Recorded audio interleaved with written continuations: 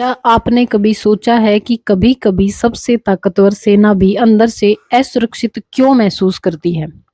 राधे राधे, जय श्री कृष्णा। आज हम बात करेंगे श्रीमद् भगवत गीता के अध्याय 1 के श्लोक नंबर 7 की। एक ऐसा श्लोक जो हमें यह सिखाता है कि असली ताकत सिर्फ संख्या में नहीं, बल्कि सही नेतृत्व से होती है।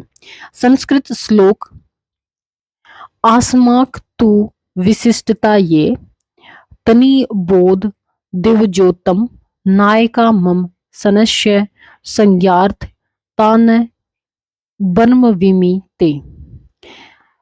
इसका हिंदी में अर्थ होगा, हे श्रेष्ठ ब्राह्मण या आचार्य द्रोण, अब आप हमारी सेना के उन प्रमुख योद्धाओं को भी जान लीजिए जो मेरी सेना के मुख्य नायक हैं।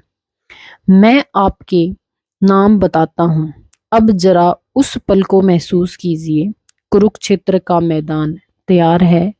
दोनों सेनाएं आमने सामने खड़ी हैं। हवा में तनाव है और हर किसी को पता है कि अब युद्ध निश्चित है।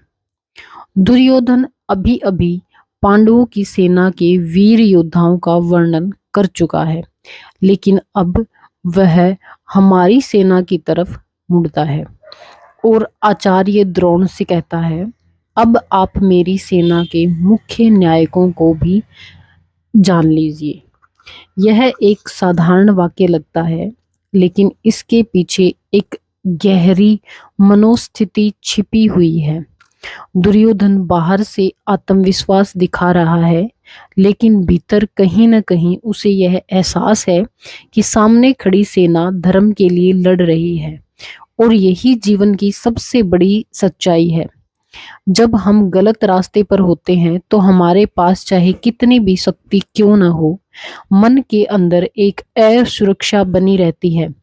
लेकिन जब हम सत्य और धर्म के साथ खड़े होते हैं तो हम साधनों में भी आत्मविश्वास बना रहता है। जीवन में ऐसे ही होता है। कई बार लोग अपने पद, पैसे या शक्ति पर बहुत गर्व करते हैं, लेकिन अगर वह एक सब सत्य और ईमानदारी के बिना है तो भीतर कहीं ना कहीं डर रहता है। गीता हमें यह सिखाती है कि सच्चा नेतृत्व वही है जो धर्म के आधार पर खड़ा हो।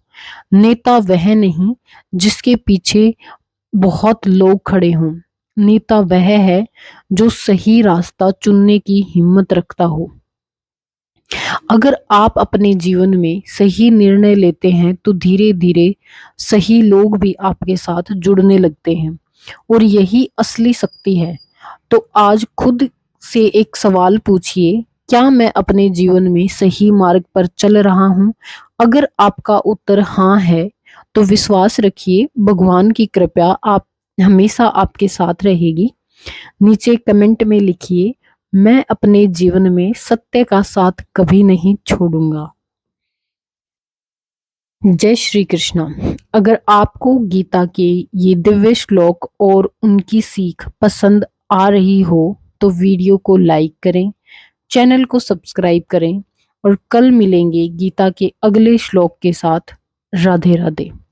आप भी कमेंट में लिख के जाइए राधे राधे या फिर जय श्री कृष्णा।